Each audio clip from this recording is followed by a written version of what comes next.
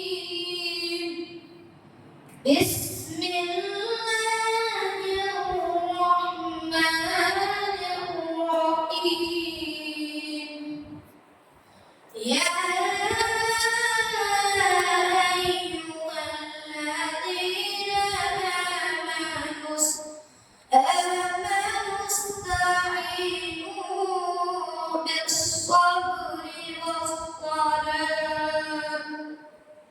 إن الله مع الصابرين ولا تقولوا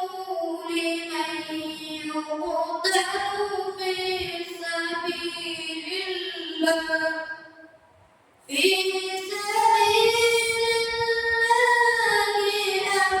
أموات بل أحياء ولكن لا تشعرون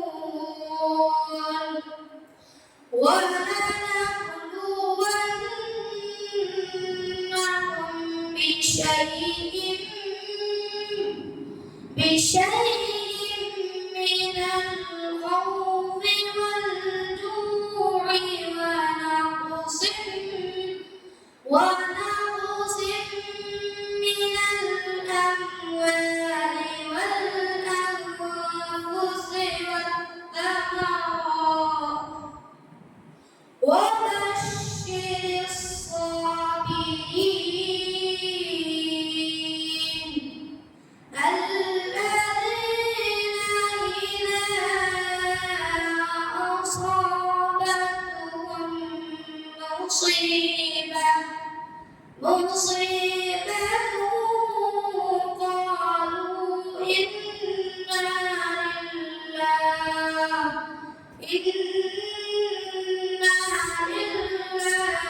وإنا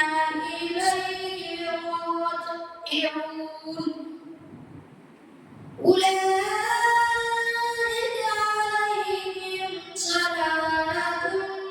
من ربهم ورحمة